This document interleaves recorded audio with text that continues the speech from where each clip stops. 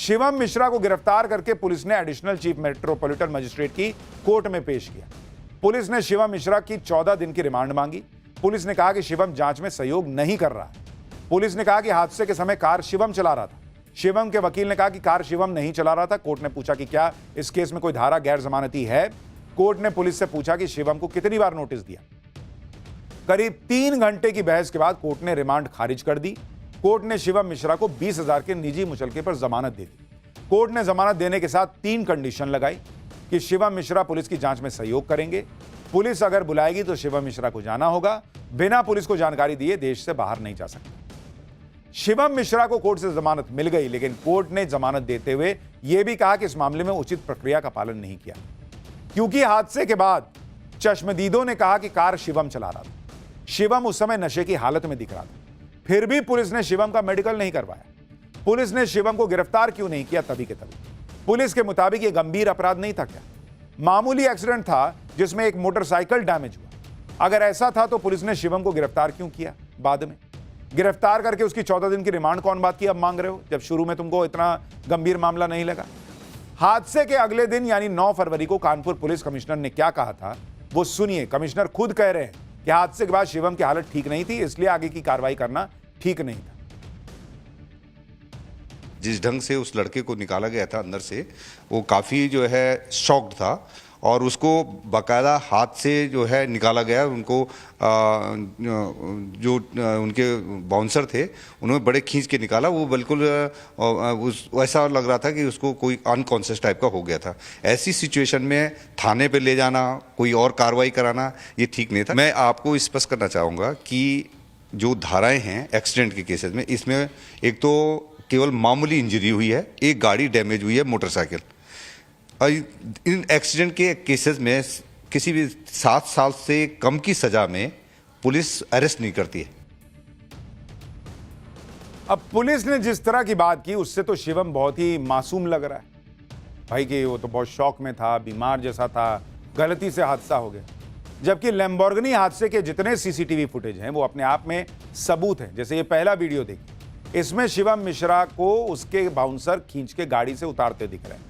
इस दौरान लैम्बोर्गिनी में कोई दूसरा शख्स नहीं दिख रहा। अगर इतना ही मामूली हादसा था तो यह झूठ क्यों बोला गया कि शिवम नहीं चला रहा था? अब यह वीडियो देखिए, यह हादसे से पहले का वीडियो है। इसमें शिवम मिश्रा कार चलाता हुआ दिख रहा है। और सबसे लेटेस्ट तो यह वीडियो जिसे लैम्बोर्गिनी कार की दूसरी साइड से बनाया गया है, इसमें कार के अंदर शिवम दिख रहा है और उसके बगल वाली सीट खाली है। यानी कार में 2 लोगों के होने की थ्योरी भी सवालों के घेरे में आ गई और सीधे सीधे आरोप लग रहा है कि भाई शिवम कार चला रहा था।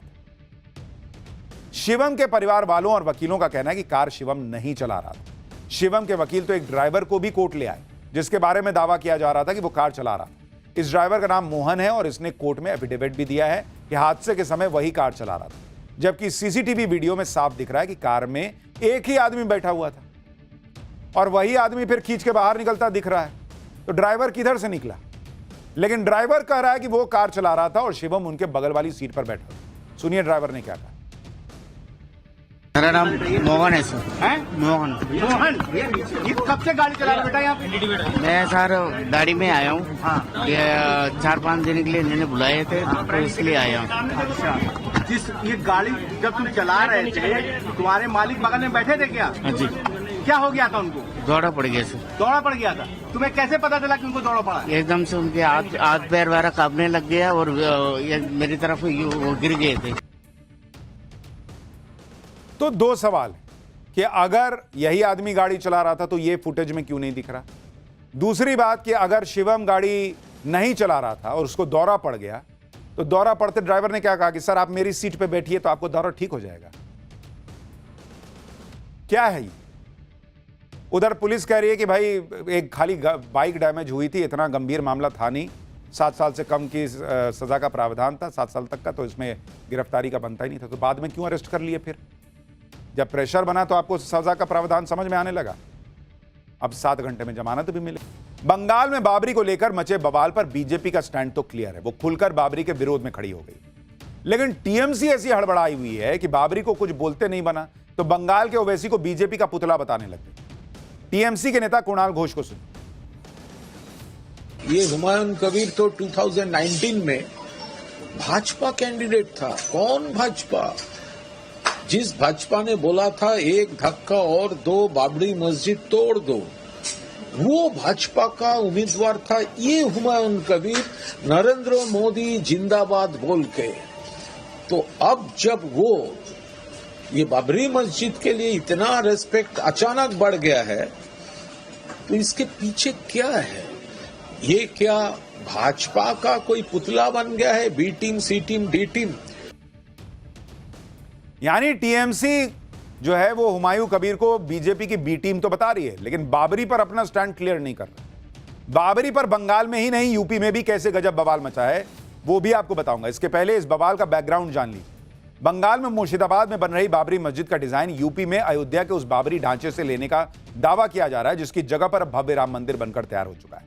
6 दिसंबर 1992 को अयोध्या में बाबरी ढांचा ध्वस्त हुआ था और बंगाल के ओवैसी हुमायूं कबीर ने पिछले साल 6 दिसंबर को ही मुर्शिदाबाद में अयोध्या के बाबरी ढांचे की तर्ज पर बाबरी मस्जिद बनाने की नींव रखी, जिस पर कल पहली ईंट रखने के साथ ही मस्जिद के निर्माण का काम शुरू हो गया। बंगाल के ओवैसी ने अगले 2 से 3 सालों में बाबरी मस्जिद बनकर तैयार होने का दावा भी कर दिया। बंगाल में बन रही बाबरी मस्जिद का कनेक्शन अयोध्या के बाबरी ढांचे से जुड़ा है। ऐसे में नई बाबरी पर यूपी का सियासी पारा भी हाई हो चुका है। एक तरफ हिंदू संगठनों ने मुर्शिदाबाद में बाबरी को तोड़ने के लिए बंगाल कूच का ऐलान कर दिया।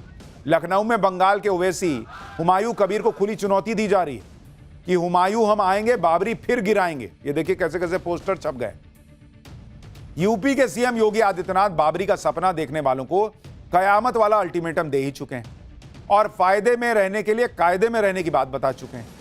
बाबरी को लेकर योगी आदित्यनाथ के बयान के समर्थन में उनके दोनों डिप्टी सीएम मैदान में आ गए। डिप्टी सीएम केशव प्रसाद मौर्य ने 2 टूक कह दिया कि नई बाबरी बन भी गई तो टिकेगी नहीं, और डिप्टी सीएम ब्रजेश पाठक ने तो बाबर का नाम लेने वालों को कुछ और ही बात याद दिला दी। एक बार दोनों को सुनिए।